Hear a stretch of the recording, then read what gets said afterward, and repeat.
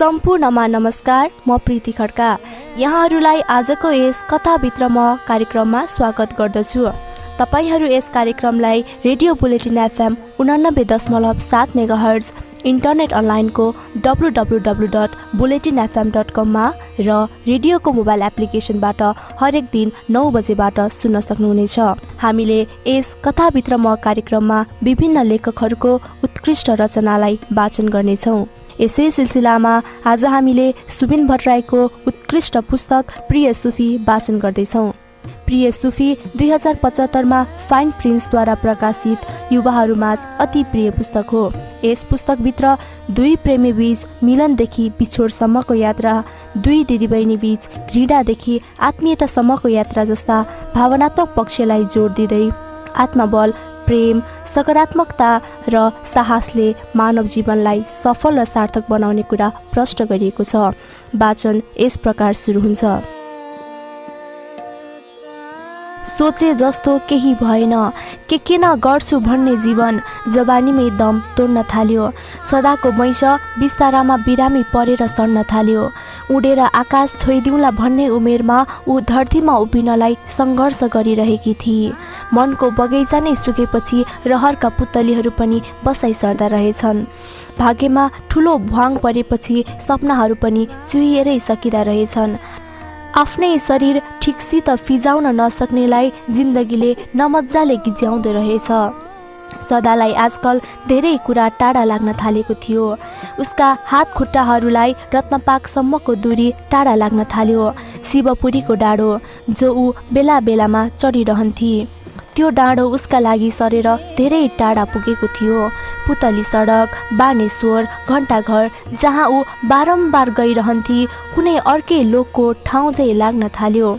उसको हिम्मतलाई टाढा लाग्न थाल्यो आफ्नै घर नजिकैको बस स्टप, सदालाई टाढा लाग्न थाल्यो आफ्नै घरको बगैँचा। उसलाई आफ्नो कोठादेखि किचनसम्मको दूरी टाढा लाग्न थाल्यो। उसलाई टाढा लाग्यो आफ्नै कोठादेखि टोयलेटसम्मको दूरी।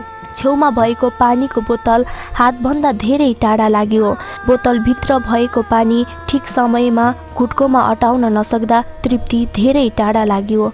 उसलाई टाढा लाग्यो खोलभित्र रहेको एक्सप्रिनको नमिठो चक्कीबाट जिब्रोसम्मको दूरी र उसको आरोग्यलाई टाढा लाग्यो औषधिका असरहरू। उसको कण्ठलाई टाढा लाग्न थाल्यो उसको आफ्नै स्वर। उसका आँखालाई टाढा लाग्न थाल्यो दृश्यहरू। टाढा लाग्न थाल्यो हृदयबाट उम्केर पर गइरहेको खुसी। सदाका ओठलाई टाढा लाग्न थालेको थियो कुनै बेला त्यहाँ बसिरहने सुन्दर मुस्कान। पीडाको उच्छ्वास जति नै निस्केको किन नहोस्, मनभित्र एउटा झिनो आश त थियो। जिन्दगीलाई टाढा लाग्न थालेको थियो त्यही झिनो आशको किरण पनि।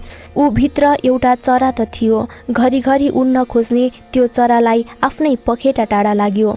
दायाँ बायाँ राम्ररी चाहे जति कोल्टो फेराइदिने सुफी नभएपछि त सदालाई सुतिरहेको खाटको खाटै एक छेउबाट अर्को छेउ टाढा लाग्न थाल्यो।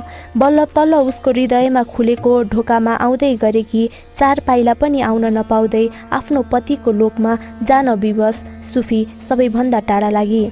टाढा लाग्न थाल्यो सदालाई उदेखि उसका आफन्तहरू छिमेकीहरूसम्मको मनको दूरी। उसलाई टाढा लाग्न थाल्यो उदेखि उसकै यौवनसम्मको दूरी। ऊ संसारबाट यति टाढा हुँदै गइछ कि उसलाई आफैदेखि आफैसम्मको दूरी पनि टाढा लाग्यो। रोग पुरानो हुँदै गयो। दुखाइले आफ्नो साम्राज्य फैलाउँदै गए। दुखाइहरू पुराना हुँदै गए। ऊ आफ्नै नजरमा बिरानो हुँदै गई। ऊ आफैसित धक मान्न थाली। ऊ आफैसित रिसाउन नसक्ने भई। ऊ आफैमा रमाउन नसक्ने भई। यस्ता धेरै कुरा थिए जो ऊ आफैले आफैलाई पनि भन्न नसक्ने भई र यस्ता धेरै कुरा थिए जो ऊ आफैले आफैलाई भने तापनि सुन्न नसक्ने भई। सबैभन्दा टाढा उसलाई लाग्दै जान थाल्यो सार्थकसँगको निकटता। कुनै बेलाको घनिष्ठ र निकट सार्थक अहिले रुष्ट र विकट भएको चाहिँ लाग्यो। कुनै बेलाको घनिष्ठ र निकट सार्थक अहिले रुष्ट र विकट भएको चाहिँ लाग्यो। कुनै बेला दिनहुँ फोनमा आइरहन मन पराउने सार्थक अहिले उसको सपनामा समेत चिहाइरहन हिचकचाउँथ्यो। उसका सन्नाटाहरूलाई टाढा लाग्न थालेको थियो उसकै धड्कनको आहट। सम्बन्ध भन्नु पनि केही रहेनछ। सामिप्यले आत्मीयता बढाउँछ भने दूरीले झन् दूरी नै निम्त्याउँदो रहेछ। अलिकति दूरी सार्थकले बढाइदियो, अलिकति दूरी उसले तन्काइदिए। लम्बिँदै गए दूरीहरू अनि छोटिँदै गए सुखका पलहरू। कुनै बेला आफैसित प्रेममा थिई सदा, अब ऊ आफैसित प्रेम गर्न नसक्ने भई। ऊ आफ्नो दुनियाँकी रानी थिई, अहिले ऊ आफैसित भइरहेको सम्बन्ध तोडेर ब्रेकअपको मोडमा भई। उसलाई आफ्ना सुनिएका हातखुट्टाका जोड्नीहरू देखेर घिन लाग्थ्यो। सदालाई आफ्नो बाबाको काँधको भर परेर अस्पताल जानुपर्दा आफैप्रति ठिट लाग्थ्यो। उसलाई कोपरामा आँची गर्ने आफ्नै व्यवस्था देखेर आफैलाई छी भन्न मन लाग्थ्यो।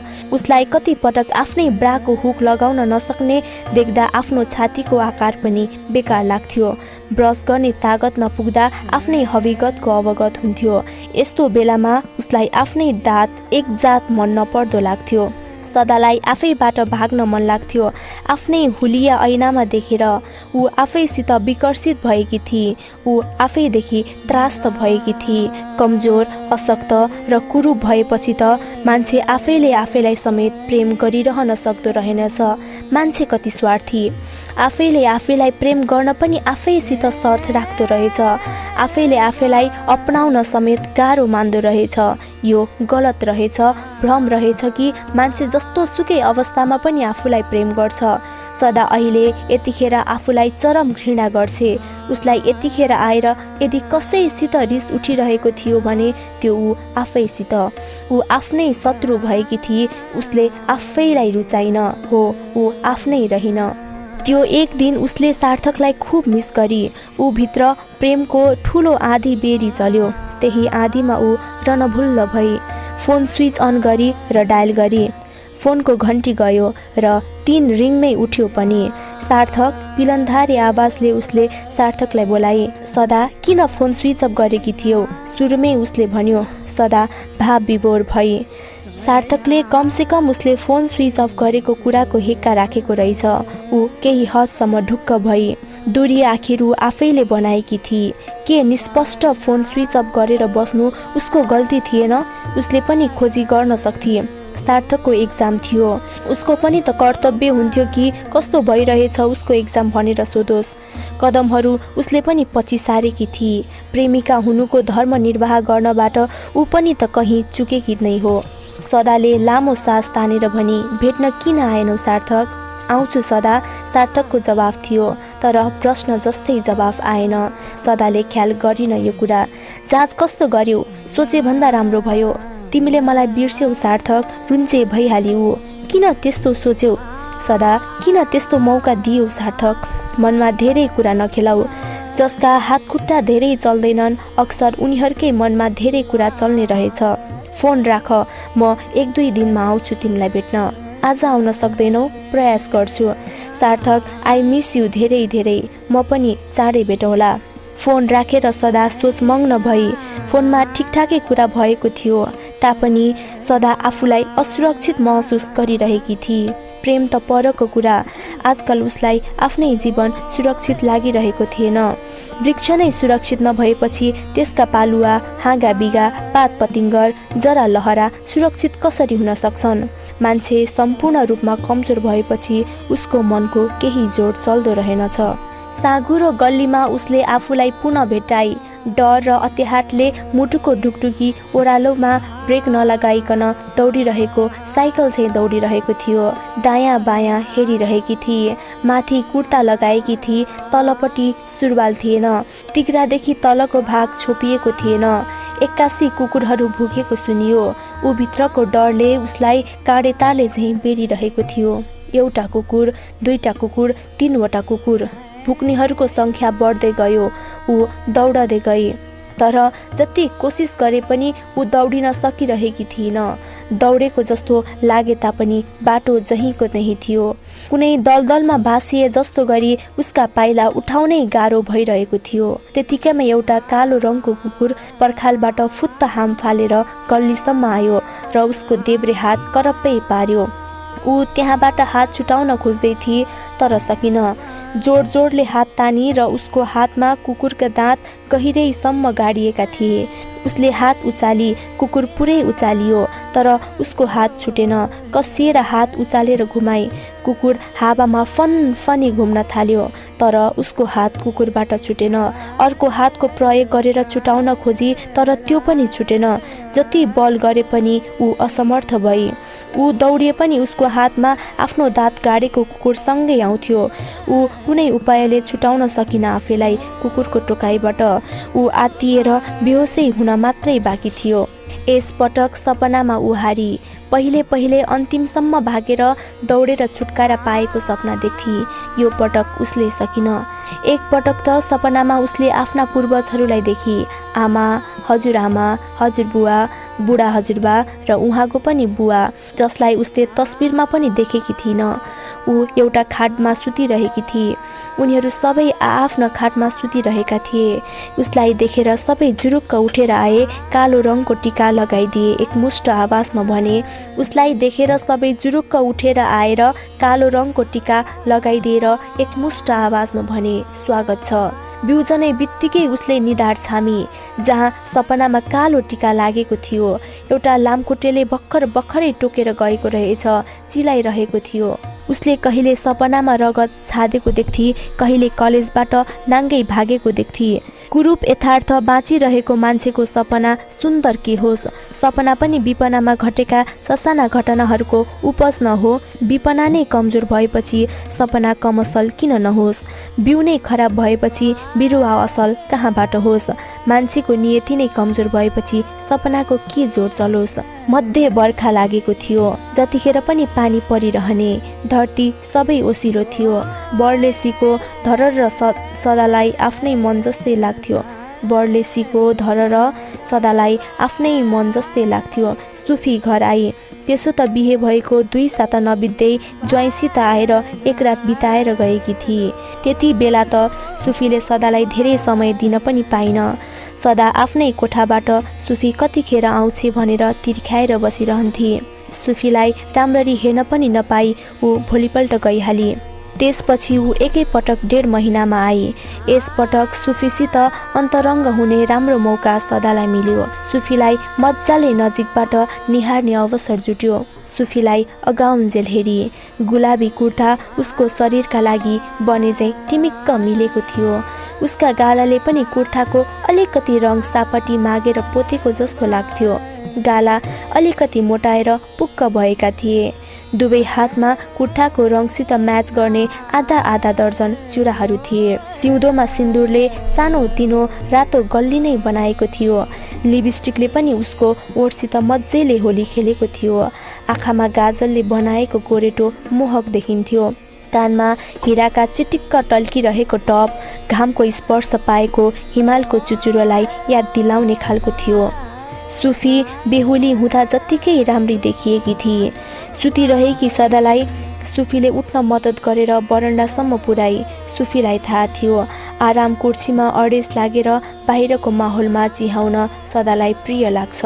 बाहिर बल्ल पानी थामिएको थियो। घाम र बादल बीच लुकामारी भने चलिरहेको थियो। माथि निलो आकाशमा फैलिएको बादलका ससाना सेता टुक्राहरू लोभलाग्दा थिए। सदाले बहिनीका गाला सुमसुमाउँदै भनी, कति सुन्दर देखिए कि मेरी सुफी। तपाईँ भन्दा अलिकति कम। सदाको प्रतिक्रिया भुइँमा ठिकसँग झरिन नसक्दै सुफीले भनी, खुब। सुफी एउटा कुर्सी तानेर दिदीकै छेउमा बसी बाहिरतिर देखाउँदै भनी, ऊ त्यहाँ हेर्नुहोस् न, पहाडको मुन्तिर बादलका टुक्रा झनै सुन्दर देखिन्छन्। धेरै उचाइ सधैँ राम्रो हुन्न, केही कुरा कम उचाइमा पनि सुन्दर देखिन्छन्। सदाले बहिनीले इसारा गरेको ठाउँतिर हेरी। उत्तरतिर देखिएको शिवपुरीको पहाडभन्दा तल पनि बादलका ससाना टुक्राहरू रहेछन्। ती पनि बिछट्टै सुन्दर थिए।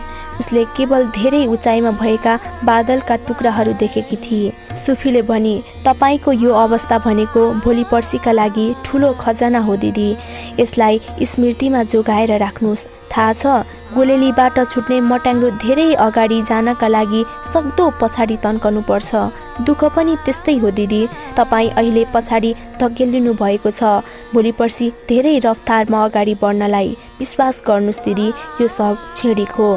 सदा सोचमग्न भई के यी सब छेडिक नै हुन् त, के ऊ ठिक अवस्थामा फर्किनेछे? उसका आँखामा एकटकले हेरिरही सुफी मुस्कुराई। विवाहले सुफीको सिउँदो मात्रै रङ्गाएको थिएन, उसको सोच रङ्गाएको थियो, उसको मन रङ्गाएको थियो, उसको यौवन रङ्गाएको थियो, सम्पूर्ण जीवन रङ्गाएको थियो। यो उसको अनुहारको चमकले भनिरहेको थियो, यो उसको आँखाको रौनकले भनिरहेको थियो, यो उसको श्रृङ्गारको छनकले बताइरहेको थियो, यो उसको लवजमा आएको लचकताले प्रस्ट्याइरहेको थियो। यो उसैले पनि भनी, कस्तो चलिरहेको छ त वैवाहिक जीवन भन्ने सदाको प्रश्नमा आफ्नो भाव व्यङ्ग्यलाई शर्मको नदीमा चुबेलेर कबोली, अति सुन्दर दिदी। बहिनीलाई देखेर सदाको शरीरको सम्पूर्ण रोग मध्येबाट अलिकति रोग उसलाई पत्तै नदी कतै भागेको थियो। कस्तो छ दिदी अहिले? उसले सबैभन्दा पहिला सदालाई यही सोधेकी थिए। ऊ के भनोस्, सुफी सुखको उत्कर्षमा पुगेकी थिए, जीवनको सबैभन्दा सुन्दर दिनहरूमा थिए। सदा जुन सतहमा थिए त्यहाँका कथा र व्यथा उसलाई के बताओस्?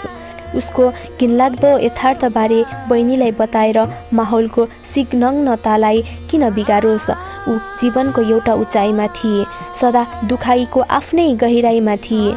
सुफी प्राप्तिका नयाँ नयाँ अनुभवहरूसित परिचित हुँदै थिए, सदा व्यञ्जनाको पुरानै सङ्गतमा जीवित थिए।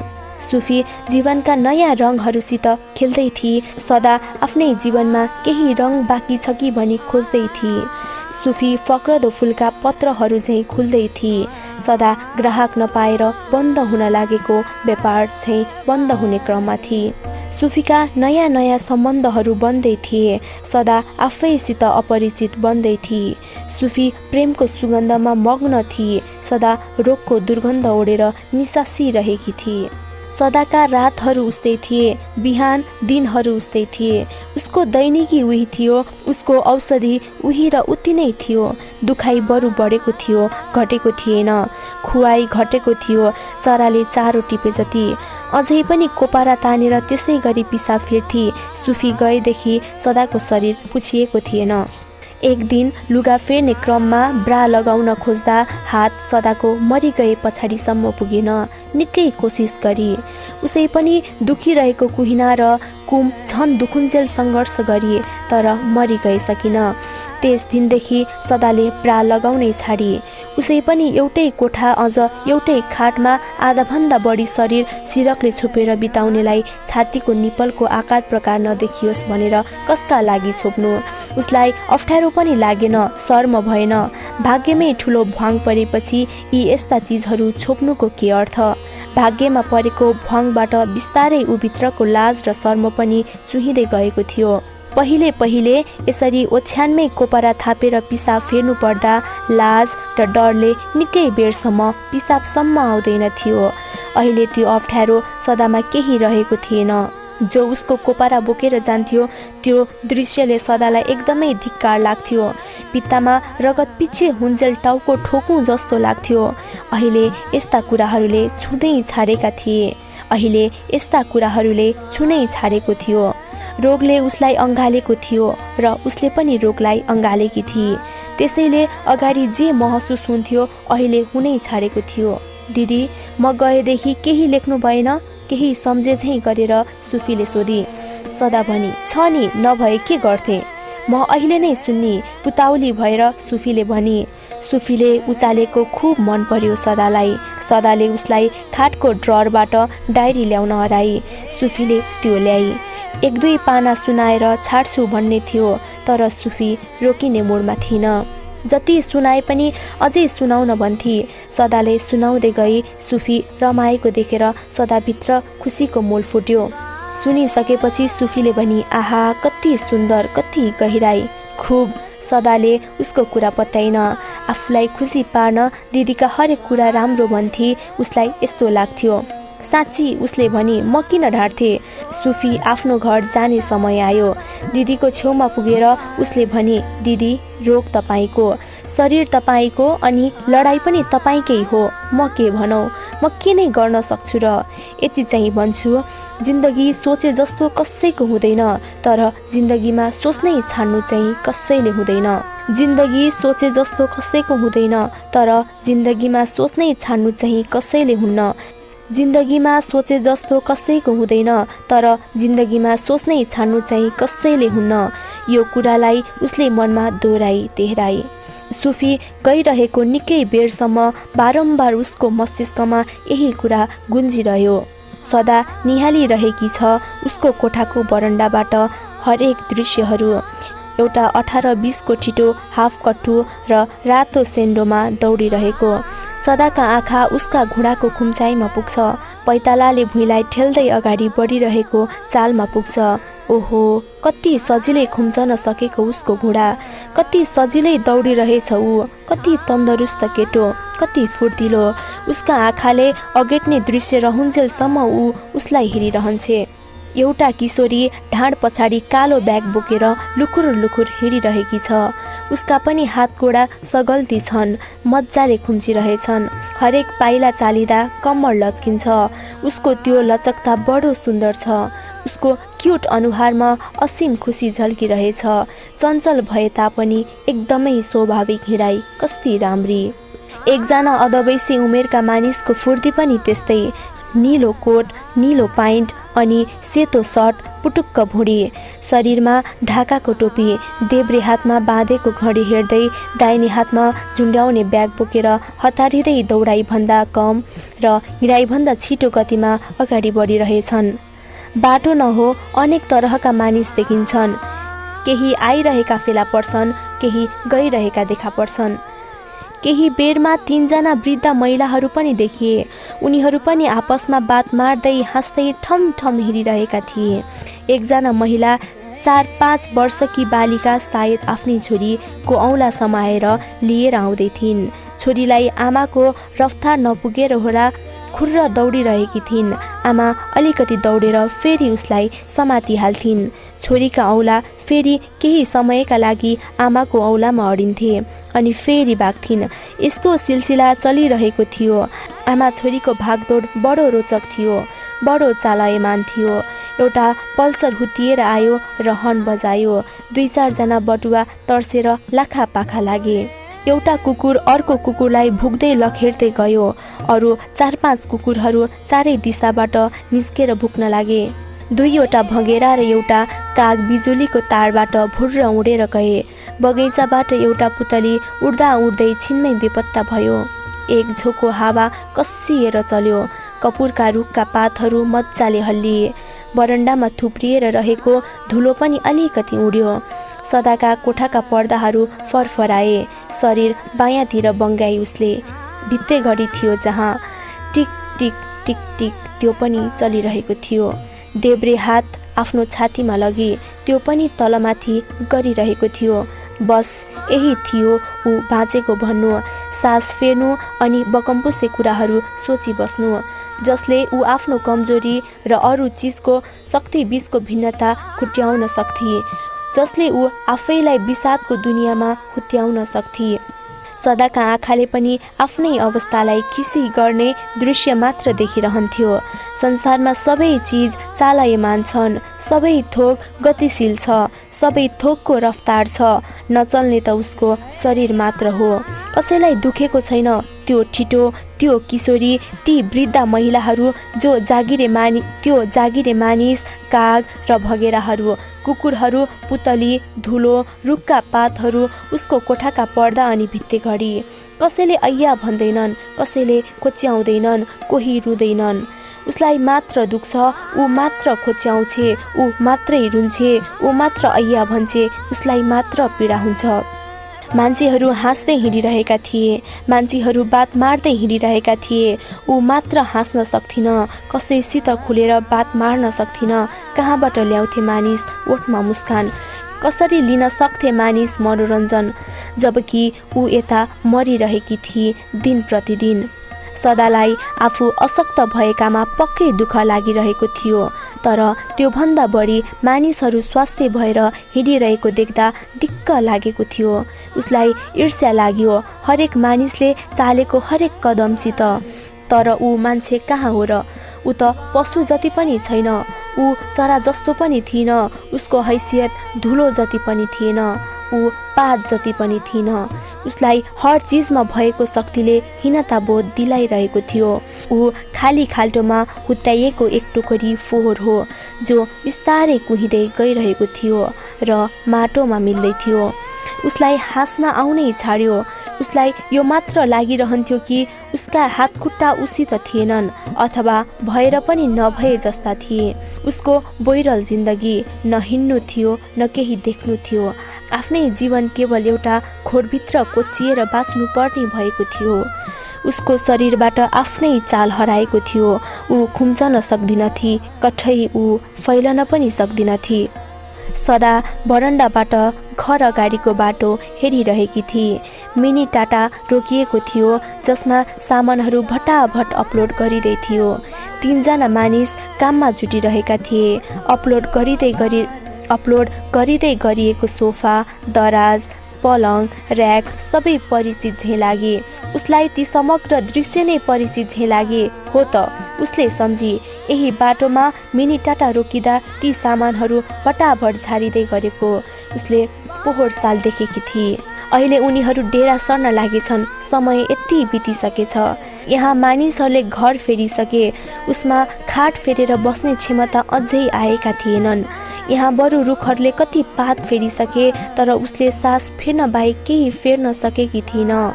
आकाशमा चन्द्रमाले नै कतिचोटि आकार फेरिसक्यो, तर उसको मनमा घाम नलागेको कति भइसक्यो। दसैँ आयो। दसैँ लागेको आवाज सदाले हावामा फिजिएको गन्धले थाहा पाई। रित्ता हात बजार गएका केटाकेटी फर्कदा तिनै हातमा भरिएका झोला देखी। घर अगाडिको बाटोबाट खसी बोका म्या गर्दै घिसारिँदै लगिएको दृश्य देखी। उसमाथि खसी बोकाप्रति बडो करुणाको भाव पलायो। भास्कर टीका लगाउन सदालाई लिएर आफ्नो दाईको घर जान सकेनन्। जानी नजानी घरमै अक्षता मुछेर ठिक्क पारे। छिमेकका घिमिरे हजुरबुवाको घरबाट एक मुठो जमरा मागेर ल्याए। छोरीलाई किनेर ल्याइदिएको नयाँ लुगा फेर्न लगाए। आफूले पनि किनेर ल्याइएका नयाँ सर्ट प्यान्ट लगाए। 11 बजेको सायद नटर्ने निदो गरेर उनी छोरी भएको ठाउँमा गए। उनलाई धर्म, कर्म, पूजापाठ, आशीर्वाद, श्राप आदिबाट कहिल्यै विश्वास लाग्दैनथ्यो। उनलाई धर्म, कर्म, पूजापाठ, आशीर्वाद, श्राप आदिमा कहिल्यै विश्वास लाग्दैनथ्यो। किन छोरीलाई मनैदेखि निको हुने आशीर्वाद दिन मन लाग्यो। उनलाई यस पटक जस्तो नरमाइलो दसैँ कहिल्यै लागेको थिएन। ठिक 11 बजे छोरीका निधारमा अक्षता लगाइदिँदै भने, मेरी छोरीलाई दुर्गा भवानीका प्रसादले चाँडै निको बनाइदिउन् भन्ने बेलामा उनी भकानिए। चिउँडो कमाउँदै रोए। सुरुमा पिलपिलाएको जस्तो रुवाई पछि डाकुमा परिणत भएको थियो। बर र आँसुको धारो बगाउँदै अगाडि पूजाको थालीमा रहेको 500 को नोट खाममा राखेर छोरीको हातमा थमाइदिए। उसै त कमजोर मन भएकी सदा आफ्नै बाबा रोएको सजिलै कहाँ पचाउन सक्थे। मन अमिलो भएर आयो उसको। ऊ पनि रोई। भास्करले छोरीलाई छातीमा टाँसे। सदाले थरथराएको आवाजमा भनी, बाबा नरुनुस् न। भास्कर झनै रोए। सदाले फेरि भनी, बाबा प्लिज। भास्करको रुवाई घटेन। छोरीको कपाल मुसार्दै रोकिने प्रयास गरे, तर सकेनन्। सदालाई बाबा रोएको ननिको लाग्यो। म ठिक हुन्छु नि बाबा। आँखामा आँसु भए तापनि ओठमा कृत्रिम मुस्कान ल्याएर सदाले भने, हुन्छौ बाबा, हुन्छौ। भास्करले भने, तिमी पक्कै ठिक हुन्छौ, तिमीलाई केही हुन दिन्न म। सदाले जीवनमा पहिलो पटक बाबा रोएको देखि त्यो पनि आफ्नै लागि। बाबु छोरी दुवैका आँसु मिलेर उसभित्रको एउटा भ्रम मजाले पखालिएको थियो कि बाबाले सुफीलाई मात्र होइन, सदालाई पनि उत्तिकै माया गर्नुहुन्छ। अहिले त झन् सुफीलाई भन्दा पनि बढी माया गर्नुहुन्छ। दिउँसो सुफी र ज्वाइँ आए। भास्करले दुवैलाई टिका लगाइदिए। सदाले पनि बहिनी ज्वाइँलाई टिका लगाइदिए। भास्करले ठिक्क पारिदिएको खाम दिई सदाले। उनीहरू त्यो रात त्यहीँ बसे। सदा, सुफी र ज्वाइँ अनि भास्कर मिलेर सदाकै ओछ्यानमा तासको खाल जमाए। भास्कर धेरै नै खुसी भए दुई छोरीको खुसी देखेर। सदा पनि खुसी भई भास्करको मुहारमा खुसीका लहर देखेर। सुफी दिदीको मुहारमा खुसी देखेर खुसी भएकी थिए। सबैजना खुसी थिए, तर आफ्नो कारणले होइन, एकअर्काको खुसीमा खुसी थिए। तिहार पनि आयो। धन्न सुफी तिहारभरि आएर बसेर घरमा फेरि रौनक भरिदिए। नभए सदा कल्पना पनि गर्न सक्दिनथे उसका दिन कसरी बित्थे। कार्तिक सकिन लाग्यो। उसले रोगको एनिभर्सरी डाक्टर शर्माले दिएका एक्सप्रिन खाएर मनाई। कोपरामा आँची गरेर मनाई। राति सुत्ने बेलामा 2-4 थोपा आँसु झारेर मनाई। 4 चम्चा खाना मुस्किलले मुखभित्र हुलेर मनाई। पुष्माको जाडो दोहोरियो। रुख बिरुवाको नाङ्गो स्वरूप देखेर ऊ उसै गरी विरक्ति। जाडोले झनै कक्रक्क भएको आफ्नै शरीरलाई धिक्कारी। सार्थकको आउने जाने क्रम एकदम पातालिँदो थियो। सार्थकले फोन गरेर कलेजका गतिविधि सदालाई बताउन छाडेको निकै भइसकेको थियो। सदा पनि कलेज र साथीहरूको जीवनबाट उत्सुक हुन छाडिसकेकी थिए। 3rd सेमेस्टरको जाँचपछि सार्थक 2-3 पटक चाहिँ आएको थियो। भास्कर घरमा हुँदा भास्करसित गफ गर्थ्यो। सदालाई उसै गरी डाडस दिन्थ्यो। आजकल सदालाई सार्थकको डाडसले कुनै ऊर्जा दिँदैनथ्यो। अस्पताल जाने दिन आएको थियो। फागुनको अन्तिम थियो। दिउँसो चरक्क घाम लागेको थियो। सदा खाटबाट उसको बाबाको पिठ्यूमा चढी अनि ट्याक्सीमा बसी। निस्कने बेलामा उसै गरी छिमेकीका एकमुष्ट आँखाहरूसित आँखा ठोकिन लाग्दै थिए। उसले उनीहरूसित आँखा जुदाउन नसकेर भुइँतिर हेरी ट्याक्सी हिँड्यो। भास्कर अगाडिको सिटमा बसेका थिए। ट्याक्सी ड्राइभर उनलाई सोधिरहेका थिए, के भएको नानीलाई? जोनीहरूको समस्या हो, भास्करले टार्न खोजे। सदाका आँखा झ्याल बाहिरतिरको दृश्यमा गए। ट्याक्सी अगाडि बढिरहेको थियो। पछाडि धेरै कुरा छुट्दै गए। काठमाडौँ खाल्टोमा भएका कतिपय चौरहरू, खेतहरू, खाली जग्गाहरू घरै घर बनेर भरिँदै थिए, तर उसको झोली भरिएको थिएन। काठमाडौँ अझै बढी सहर हुँदै थियो, तर उसको शरीर औषधि कम जहर बढी हुँदै थियो। सभा सालमा अलिकति पनि नछुने औषधि के औषधि, जसको असरभन्दा प्रति असर बढी हुँदै थियो। आज आएर उसलाई डाक्टर शर्मासित खुब रिस उठेको थियो। उसलाई अस्पतालसित रिस उठेको थियो। उसलाई देशसित रिस उठिरहेको थियो। उसलाई आफू बाँचेको समाजसित रिस उठेको थियो। उसलाई यो संसारैसित रिस उठेको थियो। अस्पतालमा ट्याक्सी रोकियो। भास्करले व्हीलचेयर खोजेर ल्याए। सदालाई ट्याक्सीबाट व्हीलचेयरमा बसाइयो। भास्करले पछाडिबाट उसको व्हीलचेयर धकेल्दै लगे। रिसेप्सनको भित्तामा अनेक डाक्टरका नाउँ र आउने जाने समयको तालिका टाँगिएको थियो। Doctor Ashok Kumar Baskota, orthopaedics. प्रोजेएल Vaidya, general surgery and neurology. Doctor Sanjay Lakhe, general medicine. Doctor Arun Kumar Gupta, rheumatologist. Doctor Chandra Karki, gynaecologic and obstetrics. Doctor Neelam Adhikari, paediatrics.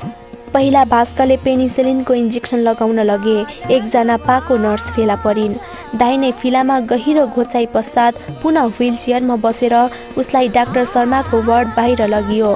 4-5 जना बिरामी गुरुवाहरू पहिल्यैदेखि त्यहाँ थिए, तर तिनीहरू कोही पनि व्हीलचेयरमा थिएनन्।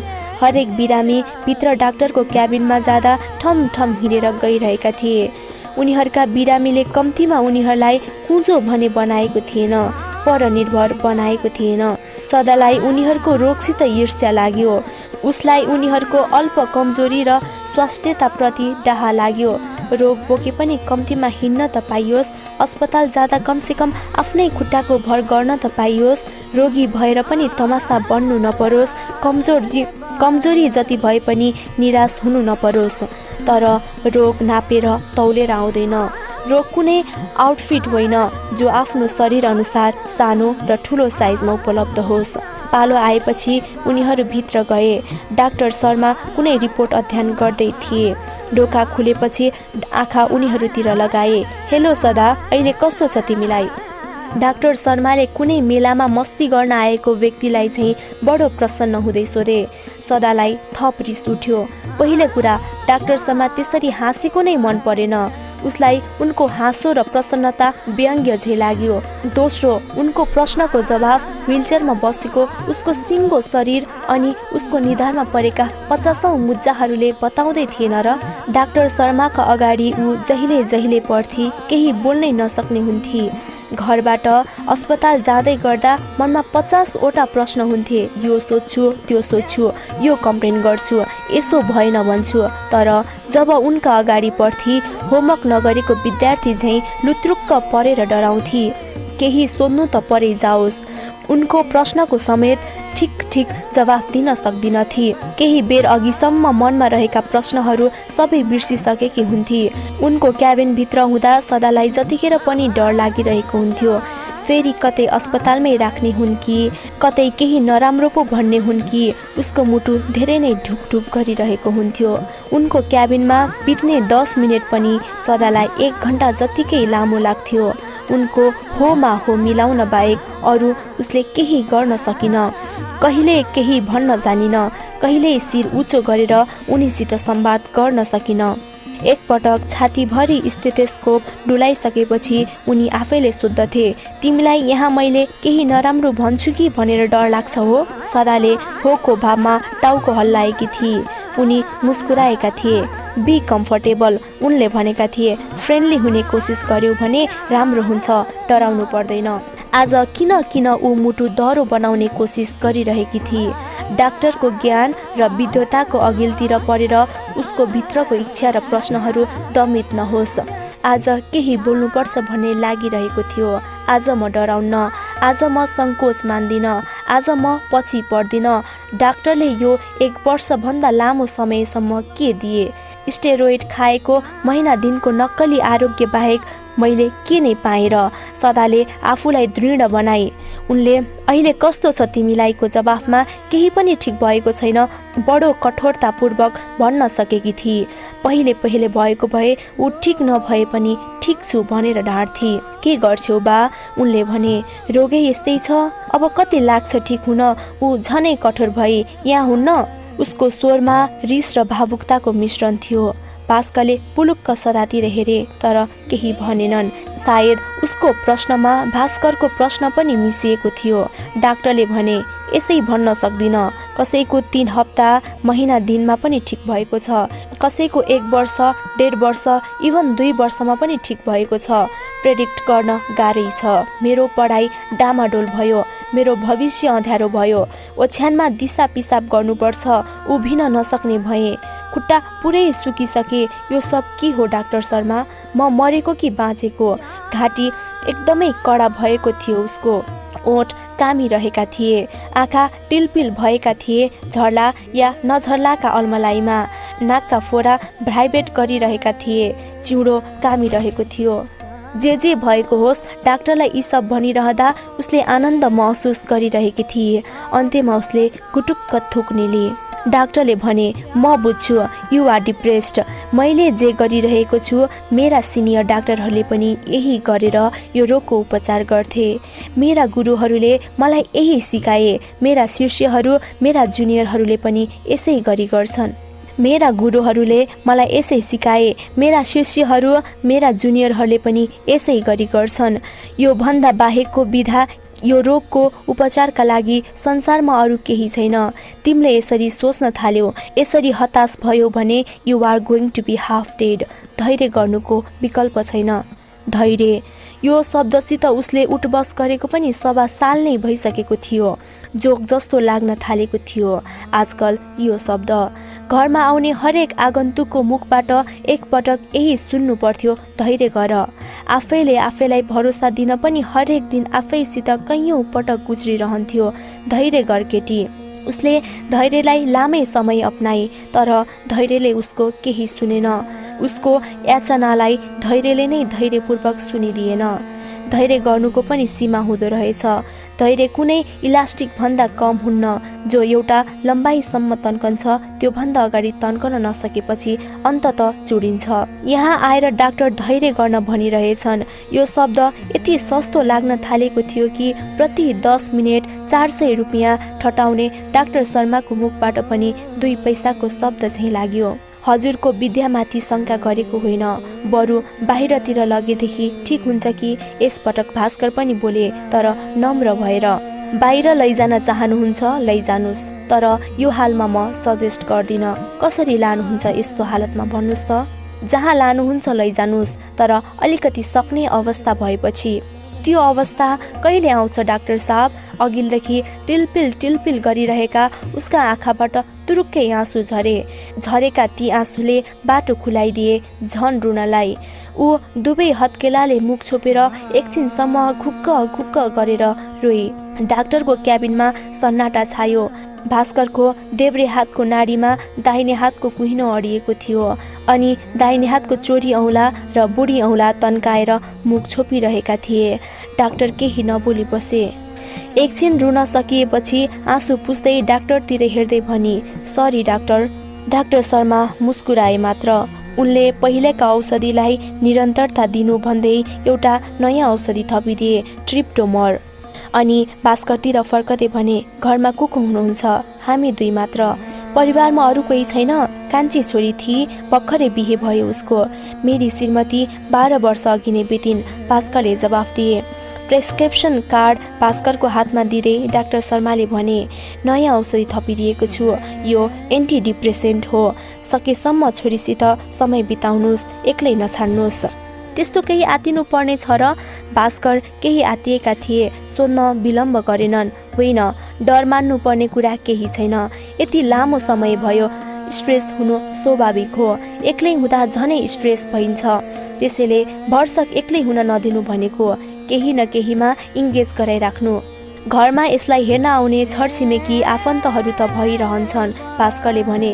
ठिक छ, तर कुनै कुनै बेला एक्लो भइहाले पनि एक्लो हुन नदिनुहोस्। आजकलको जेनेरेसनमा सहनशीलता र धैर्यको कमी हुन्छ। मनमा दस्तरी कुरा खेलाउँछन्। भास्कर र सदातिर पालैसित हेर्दै भने उनले। के गरौँ डाक्टर साहब, मनमा कुरा खेल्नलाई हातखुट्टा चल्नुपर्ने भन्ने रहेनछ। ठाउँ ठाउँमा भत्किए पनि मानिस सगल्ती सपना देख्न सक्दो रहेछ। ठिक त्यसै गरी जसरी चैतको खडेरी भन्दैमा कसैका आँसु सुक्न सक्दैनन् भन्न मन थियो सदालाई, तर उसले भनिन। डाक्टर हुन्, विद्वान हुन्, उनलाई यस्ता झिना मसिना भावनाका कुराहरूसित के सरोकार। उनी औषधि, स्टेथोस्कोप, सिरिन्ज, सुईका भाषा बुझ्छन्। मुटु कसरी धड्किन्छ उनलाई थाहा छ, तर सदाको हरेक धड्कनले के भन्न खोजिरहेछ उनलाई के थाहा। भास्करले सदा बसेको व्हील चेयर मोडाए। उनीहरू निस्कनै लाग्दा डाक्टरले भने, पोजिटिभ फिलिङ्स राख्नुहोस्, रोग निको हुन 50% त्यसैले भूमिका खेल्छ।